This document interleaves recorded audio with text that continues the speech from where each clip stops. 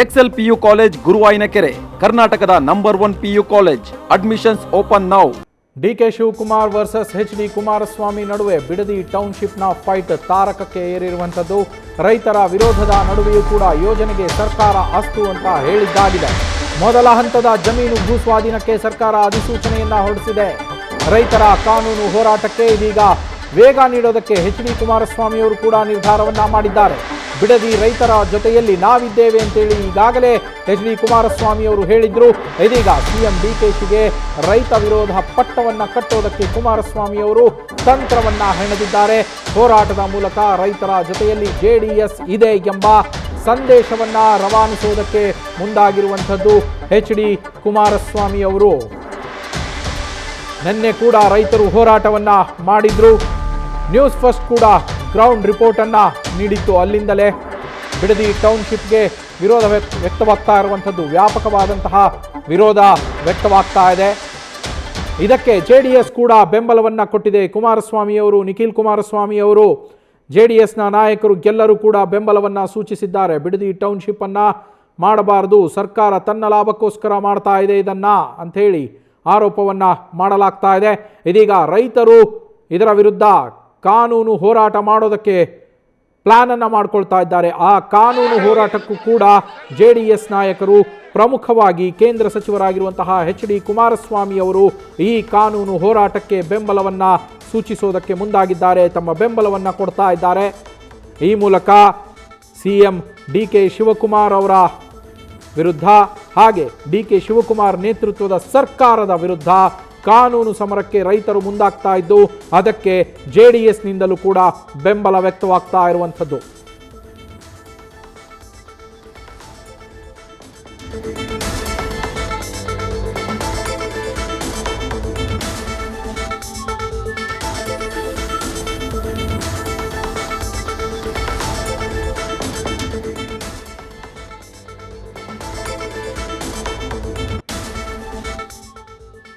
ಬಿಡದಿ ಟೌನ್ಶಿಪ್ಗೆ ವಿರೋಧಿಸಿ, ಬಿಡದಿಯಲ್ಲಿ ಭೂಸ್ವಾಧೀನ ಪ್ರಕ್ರಿಯೆಗೆ ಏನು ಸರ್ಕಾರ ಮುಂದಾಗ್ತಾ ಇದೆ ಇದನ್ನ ವಿರೋಧಿಸಿ ರೈತರು ಹಲವು ದಿನಗಳಿಂದ ಈಗಾಗಲೇ ಹೋರಾಟವನ್ನ ನಡೆಸ್ತಾ ಇದ್ದಾರೆ.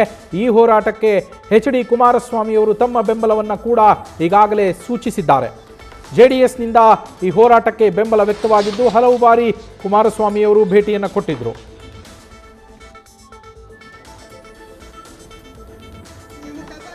ಸರ್, ಈಗ ಬಿಡದಿ ಟೌನ್ಶಿಪ್ ವಿಚಾರಕ್ಕೆ ಸಂಬಂಧಪಟ್ಟಂತೆ ವಿರೋಧದ ನಡುವೆ ಅಧಿಸೂಚನೆಯನ್ನು ಹೊರಡಿಸಿದೆ. ಯಾರ ಹಿತಾಸಕ್ತಿಗೋಸ್ಕರ ಇದು? ಇಲ್ಲಿ ಇವತ್ತಿನ ಈ ಒಂದು ಬಿಡದಿಯ ಟೌನ್ಶಿಪ್ ವಿಷಯದಲ್ಲಿ ಇಲ್ಲಿ ಯಾರ್ದ ಹಿತಾಸಕ್ತಿ ಅನ್ನೋದಕ್ಕಿಂತ ಹೆಚ್ಚಾಗಿ, ನಾಡಿನ ಹಿತಾಸಕ್ತಿ ಅನ್ನೋದಕ್ಕಿಂತ ಹೆಚ್ಚಾಗಿ ಇದರಲ್ಲಿ ಇರ್ತಕ್ಕಂಥ ಕೆಲವು ತೀರ್ಮಾನಗಳೇನಿದೆ, ಲ್ಯಾಂಡ್ ಗ್ರಾಬರ್ಸ್ಗೆ ಮತ್ತು ರಿಯಲ್ ಎಸ್ಟೇಟ್ ಬಿಸ್ನೆಸ್ ಮಾಡ್ತಕ್ಕಂಥ ವ್ಯಕ್ತಿಗಳಿಗೆ ಮಾಡ್ತಾ ಇರ್ತಕ್ಕಂಥ ಕಾರ್ಯಕ್ರಮ. ಅವರು ಕ್ಯಾಬಿನೆಟ್ ನೋಟ್ ಇಟ್ಟಿರ್ತಕ್ಕಂಥದ್ದನ್ನೇ ನಾನು ಬಹುಶಃ 17ನೇ ತಾರೀಕು ನಿಮಗೆ ಸುದೀರ್ಘವಾಗಿ ಎಲ್ಲ ವಿಷಯಗಳನ್ನ ಪ್ರಸ್ತಾಪ ಮಾಡ್ತೀನಿ. ಇಲ್ಲಿ ಬೆಂಗಳೂರು ನಗರದ ಅಭಿವೃದ್ಧಿ ಇವತ್ತು ಯಾವ ಪರಿಸ್ಥಿತಿ ಇದೆ ನೀವೇ ನೋಡ್ತಾ ಇದ್ದೀರಿ. ಬೆಂಗಳೂರಿನ ಅಭಿವೃದ್ಧಿಗೆ ಕಳೆದ 3 ವರ್ಷದಲ್ಲಿ ಈ ಸರ್ಕಾರ ಯಾವುದೇ ರೀತಿಯ ಒಂದು ಸ್ಪಷ್ಟವಾದಂಥ ದಿಕ್ಕಿನಲ್ಲಿ ಬೆಂಗಳೂರಿನ ಸಮಸ್ಯೆಗಳನ್ನು ಪರಿಹರಿಸ್ತಕ್ಕಂಥ ನಿಟ್ಟಿನಲ್ಲಿ ಇವತ್ತು ಕಾರ್ಯಕ್ರಮ ಇಲ್ಲಿ ಏನೂ ನೋಡಲಿಲ್ಲ. ಇವಾಗ ಬೆಂಗಳೂರಿನ ಒತ್ತಡವನ್ನು ಸರಿಪಡಿಸಬೇಕು ಅಂತ ಹೇಳಿ ಬಿಡದಿ ಹತ್ರ ಮಾಡ್ತಾಯಿದ್ದೀವಿ ಅಂತ ಮುಖ್ಯಮಂತ್ರಿಗಳು ಹೇಳ್ತಾರೆ. ಅದರ ಜೊತೆಗೆ ಕುಮಾರಸ್ವಾಮಿಯವರ ಕೋಸೆ ಇದು. ಆದರೆ ಇದು ನನ್ನ ಒಂದು ಈಗ ಅದನ್ನು ಕೈಗೆತ್ಕೊಂಡು ಮುಂದುವರಿಸಿದ್ದೇವೆ ಅಂತಕ್ಕಂಥದ್ದೇನು ಹೇಳ್ತಾರೆ. 2006ರಲ್ಲಿ 2026ರಲ್ಲಿ ಈ 20 ವರ್ಷದಲ್ಲಿ ಏನೇನು ಡೆವಲಪ್ಮೆಂಟ್ ಆಗಿದೆ ಇದೆಲ್ಲ ಯೋಚನೆ ಮಾಡಬೇಕಲ್ವೇ. ಅದರ ಜೊತೆಗೆ ಮುಖ್ಯಮಂತ್ರಿಗಳು ಹೇಳ್ತಾರೆ ನಾನು ಮಾಡೇ ಸಿದ್ಧ ಅಂತ ಹೇಳ್ತಾರೆ.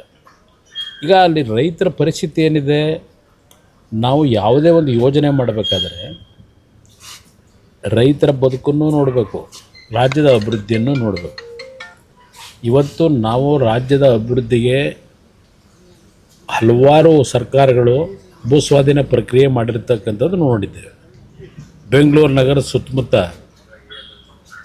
ಈಗ ಅರ್ಕಾವತಿ ಬಡಾವಣೆ ಅಂತ ಮಾಡಿದ್ರು ಒಂದು ಸರ್ಕಾರ. ಅರ್ಕಾವತಿ ಬಡಾವಣೆಗೆ 3000 ಎಕರೆ ಭೂಮಿನ ಏನು ಭೂಸ್ವಾಧೀನ ಮಾಡ್ಕೋತಾರೆ, ಅಂತಿಮ ಅಧಿಸೂಚನೆ ಹೊರಡಿಸೋದಕ್ಕಿಂತ ಮುಂಚೆ 1,000 ಎಕರೆ ಕಡಿಮೆ ಮಾಡ್ತಾರೆ, ಡಿನೋಟಿಫೈ ಮಾಡ್ತಾರೆ.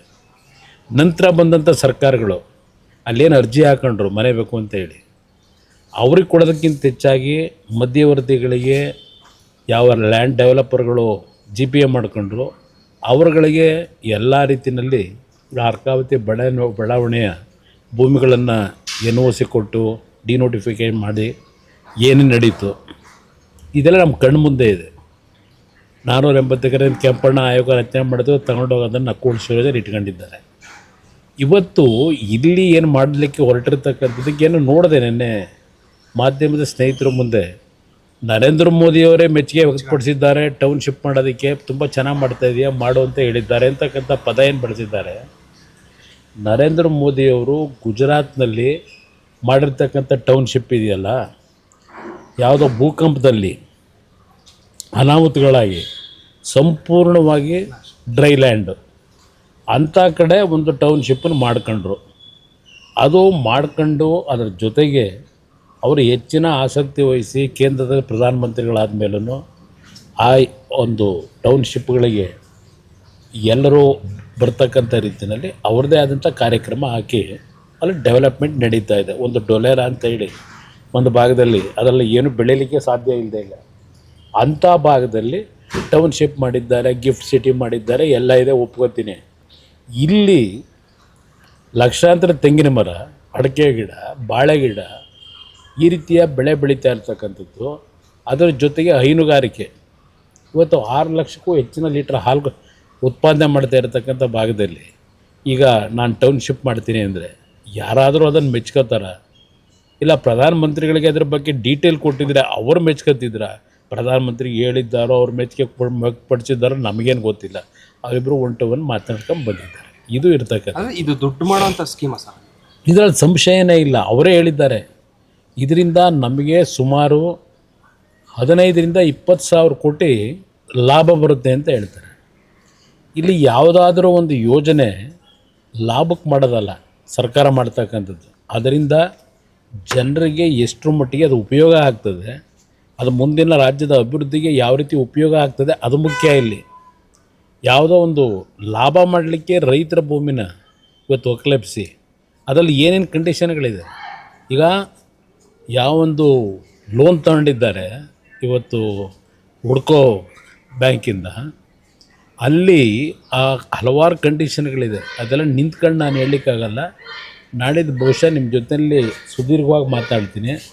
ಅವರು ಇವತ್ತು ಸರ್ಕಾರ ಇಟ್ಕೊಂಡಿದ್ದಾರೆ, ಮುಖ್ಯಮಂತ್ರಿ ಇದ್ದಾರೆ, ಏನು ಬೇಕಾದರೂ ಮಾಡ್ತೀನಿ ಅಂತಕ್ಕಂಥ ಅವರ ಒತ್ತಡತನ ಏನಿದೆ, ಇದಕ್ಕೆ ನಂದೇನು ತಕರಾರು ಇಲ್ಲ. ಅವ್ರ ಪಾಡಿಗೆ ಅವ್ರು ಮಾಡಲಿ. ನಾವು ಈ ದೇಶದ ಕಾನೂನು ವ್ಯವಸ್ಥೆ ಒಳಗೆ ನಾವು ರೈತರ ಪರವಾಗಿ ಕೊನೆ ಹಂತದಲ್ಲಿ ಹೋರಾಟ ಏನು ಮಾಡಬೇಕು ಮಾಡೋಣ. ಯಾಕೆಂದರೆ ಒಂದು ಉದಾಹರಣೆ ಕೊಡ್ತೀನಿ. ದೇವೇಗೌಡರು 1994ರಲ್ಲಿ ಮುಖ್ಯಮಂತ್ರಿ ಇದ್ದಾಗ ನೈಸ್ ಯೋಜನೆ, ನೈಸ್ ಕಾರ್ಯಕ್ರಮ ಅಲ್ಲ ಅದು, ಅಲ್ಲಾರೋ ಅಮೇರಿಕಾದ ಒಬ್ಬರು ಗವರ್ನರ್ ಬಂದಂಥದ್ದು, ಅವರ ಜೊತೆಯಲ್ಲಿ ಒಡಂಬಡಿಕೆ ಆಗಿದ್ದು. ಅದು ನಂತರ ನೈಸಾಗಿ ಪರಿವರ್ತನೆ ಹೊಡಿತು. ನೈಸಾಗಿ ರೈತರನ್ನ ಬೀದಿಗೆ ತಂದು ನಿಲ್ಲಿಸ್ತಕ್ಕಂಥ ಕಾರ್ಯಕ್ರಮ ಪ್ರಾರಂಭ ಆಗೋಯ್ತಲ್ಲಿ. ಅಂದರೆ ದೇವೇಗೌಡರು ಪ್ರಧಾನಮಂತ್ರಿಗಳಿಗೆ ದೆಹಲಿಗೆ ಹೋದ ಮೇಲೆ ಮುಂದೆ ಬಂದಂಥ ಸರ್ಕಾರಗಳು ಆ ಒಂದು ಕಂಪ್ನಿಗೆ ಪಾಲಿಷ್ ಮಾಡ್ಕೊಂಬಂದರು. ಅವ್ರು ಹೇಳಿದ್ದಕ್ಕೆಲ್ಲ ಸೃಜು ಹಾಕೊಂಬಂದ್ರು ಹೆಬ್ಬೆಟ್ಟು ಹೊತ್ಕೊಂಡು. ಹಾಗೆಲ್ಲ ಇವರೆಲ್ಲ ಪಾತ್ರಧಾರಗಳಿದ್ದಾರೆ. ಇವರು ಅವತ್ತೂ ಸಹ ಈ BMICPA ಅಂತಕ್ಕಂಥ ಒಂದು ಇದು ಮಾಡ್ಕೊಂಡ್ರಲ್ಲ ಬೋರ್ಡು, ಅದಕ್ಕೆ ಚೇರ್ಮನ್ ಇವರೇ. ಈಗ ಗ್ರೇಟರ್ ಬೆಂಗಳೂರಿಗೂ ಇವರೇ ಹಿಂದ್ಗಡೆ ನಿಂತಿದ್ದಾರೆ. ಈಗ ಆ BICPA ಇದೆಯಲ್ಲ. ನಮ್ಮ ಪೊಲಿಟಿಕಲ್ ಕರೆಸ್ಪಾಂಡೆಂಟ್ ಮಂಜುನಾಥ್ ಲೈವ್ನಲ್ಲಿ ಜಾಯಿನ್ ಆಗಿದ್ದಾರೆ. ಮಂಜುನಾಥ್, ಕಾನೂನು ಹೋರಾಟಕ್ಕೆ ರೈತರು ಮುಂದಾಗ್ತಾ ಇದ್ದಾರೆ, ಅದಕ್ಕೆ ನಮ್ಮ ಬೆಂಬಲವೂ ಇದೆ ಅನ್ನೋದನ್ನು ಕುಮಾರಸ್ವಾಮಿ ಅವರು ಹೇಳ್ತಾ ಇರುವಂಥದ್ದು. ಯಾವ ರೀತಿಯ ಸಮರಕ್ಕೆ ಮುಂದಾಗಿದ್ದಾರೆ HD ಕುಮಾರಸ್ವಾಮಿ ಅವರು, JDSನ ನಾಯಕರು? ಮಂಜುನಾಥ್. ನವೀನ್, ಬಿಡದಿ ಟೌನ್ಶಿಪ್ ವಿಚಾರವಾಗಿ ಏನು JDS ನಾಯಕರು ಕೂಡ ಸಾಕಷ್ಟು ಬಾರಿ ಧ್ವನಿ ಎತ್ತಿದ್ರು, ಜೊತೆಗೆ ರೈತರ ಪರವಾಗಿ ಒಂದು ಹೋರಾಟಗಳಲ್ಲೂ ಕೂಡ ಸಕ್ರಿಯವಾಗಿ ಭಾಗವಹಿಸಿದ್ರು. ಅದರಲ್ಲೂ ಕೂಡ ಕುಮಾರಸ್ವಾಮಿ ಅವರು ಕೂಡ ರೈತರ ಪ್ರತಿಭಟನೆಯಲ್ಲಿ ಭಾಗವಹಿಸಿದ್ರು. ಜೊತೆಗೆ ನಿಖಿಲ್ ಕುಮಾರಸ್ವಾಮಿ ಅವರು ನಿರಂತರವಾಗಿ ಈ ಒಂದು ಬಿಡದಿ ಟೌನ್ಶಿಪ್ ಏನು ನಿರ್ಮಾಣ ಮಾಡ್ತಾ ಇದ್ದಾರೆ ರಾಜ್ಯ ಸರ್ಕಾರ, ಇದಕ್ಕೆ ವಿರೋಧಿಸಿ ಒಂದು ಹೋರಾಟಗಳನ್ನು ಕೂಡ ಮಾಡ್ತಾ ಇರುವಂಥದ್ದು. ಇವತ್ತು ಏನು ಸರ್ಕಾರ ಈಗಾಗಲೇ ಏನು ಈ ಒಂದು ಬಿಡದಿ ಟೌನ್ಶಿಪ್ಗೆ ಭೂ ಸ್ವಾಧೀನ ಮಾಡಲಿಕ್ಕೆ ಒಂದು ಪ್ರಾಥಮಿಕ ಅಧಿಸೂಚನೆಯನ್ನು ಹೊರಡಿಸಿದೆ. ಇದನ್ನು ವಿರೋಧಿಸಿ ರೈತರು ಹೈಕೋರ್ಟ್ಗೆ ಹೋಗ್ಲಿಕ್ಕೆ ತೀರ್ಮಾನವನ್ನು ತೆಗೆದುಕೊಂಡಿರುವಂಥದ್ದು. ಅದರಲ್ಲೂ ಕೂಡ ರಾಜ್ಯ ಸರ್ಕಾರದ ಏನು ಅಧಿಸೂಚನೆ ಇದೆ ಅದು ಎಲ್ಲೋ ಒಂದು ಕಡೆ ರೈತರಿಗೆ ಸಾಕಷ್ಟು ತೊಂದರೆ ಆಗ್ತಿದೆ. ಅದರಲ್ಲೂ ಕೂಡ ರೈತರು ಈ ಒಂದು ಏನು ಫಲವತ್ತಾದ ಭೂಮಿ, ಈ ಒಂದು ಭೂಮಿಯಲ್ಲಿ ಬೆಳೆಗಳನ್ನು ಕೂಡ ಬೆಳೀತಾ ಇದ್ದಾರೆ. ಜೊತೆಗೆ ಇಲ್ಲಿ ಯಾವುದೇ ರೀತಿಯ ಏನು ಪರಿಹಾರದಲ್ಲೂ ಕೂಡ ಸಾಕಷ್ಟು ವ್ಯತ್ಯಾಸ ಇದೆ. ಜೊತೆಗೆ ಇದು ಭೂ ಮಾಫಿಯಾದವರಿಗೆ ಅಂದರೆ ರಿಯಲ್ ಎಸ್ಟೇಟ್ ಉದ್ಯಮೆದಾರರಿಗೆ ಅನುಕೂಲ ಆಗೋ ರೀತಿ ಈ ಒಂದು ಟೌನ್ಶಿಪ್ಪನ್ನು ನಿರ್ಮಾಣ ಮಾಡಲಾಗ್ತಿದೆ. ಹಾಗಾಗಿ ಈ ಒಂದು ಭೂ ಸ್ವಾಧೀನ ಪ್ರಕ್ರಿಯೆಯನ್ನು ಕೈ ಬಿಡಬೇಕು ಅನ್ನೋ ನಿಟ್ಟಿನಲ್ಲಿ ಕಾನೂನು ಹೋರಾಟಕ್ಕೆ ರೈತರು ಚಿಂತನೆಯನ್ನು ನಡೆಸಿರುವಂಥದ್ದು. ಹಾಗಾಗಿ ಕುಮಾರಸ್ವಾಮಿ ಅವರು ಕೂಡ ಪದೇ ಪದೇ ಇದೇ ಮಾತನ್ನು ಹೇಳ್ತಿರುವಂಥದ್ದು, ಏನೋ ಈ ಒಂದು ಟೌನ್ಶಿಪ್ ನಿರ್ಮಾಣ ಇದು ರೈತರಿಗೆ ವಿರೋಧ ಮಾರಕ ಆಗಿರುವಂಥದ್ದು. ಜೊತೆಗೆ ಇಲ್ಲಿ ರಿಯಲ್ ಎಸ್ಟೇಟ್ ಉದ್ಯಮಿಗಳೇನಿದ್ದಾರೆ ಅವರಿಗೆ, ಜೊತೆಗೆ ಭೂ ಮಾಫಿಯಾದವ್ರು ಯಾರಿದ್ದಾರೆ ಅವರಿಗೆ ಅನುಕೂಲ ಆಗುತ್ತೆ. ಹಾಗಾಗಿ ನಾನು ರೈತರ ಪರ ಇದ್ದೇನೆ ಅನ್ನೋ ಒಂದು ಸಂದೇಶವನ್ನು ರವಾನೆ ಮಾಡಲಿಕ್ಕೆ ಈಗಾಗಲೇ ಕಾನೂನು ಹೋರಾಟ ರೈತರು ಏನು ಮಾಡ್ತಾರೆ ಅದಕ್ಕೆ ಬೆಂಬಲವನ್ನು ಕೂಡ ಕೊಡಲಿಕ್ಕೆ ತೀರ್ಮಾನವನ್ನು ತೆಗೆದುಕೊಂಡಿರುವಂಥದ್ದು. ಕಾನೂನು ಪ್ರಕ್ರಿಯೆಗಳೇನಿದೆ ಅದಕ್ಕೆ ಬೇಕಾದಂಥ ಸಿದ್ಧತೆಗಳಾಗಿರ್ಬೋದು. ಜೊತೆಗೆ ವಕೀಲರನ್ನು ಕೂಡ ಕುಮಾರಸ್ವಾಮಿ ಅವರ ಥ್ರೂ ಒಂದು ನೇಮಕ ಅಂದರೆ ಆಯ್ಕೆ ಮಾಡಿಕೊಳ್ಳೋ ನಿಟ್ಟಿನಲ್ಲಿ ರೈತರಿಗೆ ಬೆಂಬಲ ಕೊಡೋ ನಿಟ್ಟಿನಲ್ಲಿ ಒಂದು ತೀರ್ಮಾನವನ್ನು ತೆಗೆದುಕೊಂಡಿದ್ದಾರೆ ಅನ್ನೋ ಒಂದು ಮಾಹಿತಿ ಲಭ್ಯ ಆಗಿರುವಂಥದ್ದು. ಯಾಕಂದರೆ ಈ ಒಂದು ಏನು ರಾಜ್ಯ ಸರ್ಕಾರ ಏಕಾಏಕಿ ನಿರ್ಧಾರ ತೆಗೆದುಕೊಂಡಿರೋದ್ರಿಂದ ರೈತರಿಗೆ ಸಾಕಷ್ಟು ತೊಂದರೆ ಆಗ್ತಿದೆ. ಯಾವುದೇ ರೀತಿಯ ಬರಡು ಭೂಮಿ ಅಲ್ಲ, ಇದು ಫಲವತ್ತಾದ ಭೂಮಿ. ಇದರಿಂದ ರೈತರು ಅಲ್ಲಿ ಏನು ಬೆಳೆಗಳನ್ನು ಬೆಳೀತಾ ಇದ್ದಾರೆ. ಆದರೂ ಕೂಡ ಸರ್ಕಾರ ರೈತರ ವಿರೋಧಿ ನೀತಿಯನ್ನು ಅನುಸರಿಸ್ತಿದೆ ಅನ್ನೋ ನಿಟ್ಟಿನಲ್ಲಿ ಒಂದಷ್ಟು ಹೋರಾಟಗಳು ನಡೀತಾ ಇರುವಂಥದ್ದು. ಕುಮಾರಸ್ವಾಮಿ ಅವರು ಜೊತೆಗೆ JDS ನಾಯಕರು ಈ ಒಂದು ವಿಚಾರದಲ್ಲಿ ಸಾಕಷ್ಟು ಒಂದು ರೈತರ ಪರವಾಗಿ ನಿಲ್ಲಕ್ಕೆ ಒಂದು ಕಾನೂನು ಹೋರಾಟಕ್ಕೂ ಕೂಡ ಮುಂದಾಗ್ತಾ ಇದ್ದಾರೆ. ಅದರಲ್ಲೂ ಕೂಡ ಏನು CM DK ಶಿವಕುಮಾರ್ ಅವರು ಈ ಒಂದು ವಿಚಾರದಲ್ಲಿ ಏನು ರೈತರ ವಿರೋಧಿಯಾಗಿ ನಡ್ಕೊಳ್ತಾ ಇದ್ದಾರೆ. ರೈತರ ಜೊತೆ ಕೂಡ ಚರ್ಚೆ ಮಾಡಿಲ್ಲ. ಕಳೆದ 1 ವರ್ಷದಿಂದ ಕೂಡ ರೈತರು ಪ್ರತಿಭಟನೆ ಮಾಡ್ತಾ ಇದ್ದಾರೆ. ಆದರೆ CM DK ಶಿವಕುಮಾರ್ ಅವರು ರೈತರನ್ನು ವಿಶ್ವಾಸಕ್ಕೆ ತೆಗೆದುಕೊಳ್ಳದೆ ಏಕಾಏಕಿ ನಿರ್ಧಾರವನ್ನು ತೆಗೆದುಕೊಂಡಿದ್ದಾರೆ ಅನ್ನೋ ಒಂದು ಆರೋಪದ ಜೊತೆಗೆ ರೈತ ವಿರೋಧಿ ಅನ್ನೋ ಒಂದು ಬಿಂಬಿಸಲಿಕ್ಕೆ ಒಂದು ಪ್ಲಾನನ್ನು ಕೂಡ HD ಕುಮಾರಸ್ವಾಮಿ ಅವರು ಮಾಡ್ಕೊಂಡಿರುವಂಥದ್ದು. ಜೊತೆಗೆ JDS ಪಕ್ಷ ಯಾವಾಗಲೂ ಕೂಡ ರೈತರ ಪರವಾಗಿದೆ ಅನ್ನೋ ಒಂದು ಸಂದೇಶವನ್ನು ರವಾನೆ ಮಾಡಲಿಕ್ಕೆ ಒಂದು ತಂತ್ರವನ್ನು ಕೂಡ ಕುಮಾರಸ್ವಾಮಿ ಮಾಡಿಕೊಂಡಿದ್ದಾರೆ.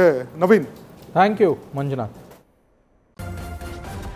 ನ್ಯೂಸ್ ಫಸ್ಟ್ ನಿರ್ಭೀತಿಯಿಂದ ನಿಮ್ಮ ಪರವಾಗಿ.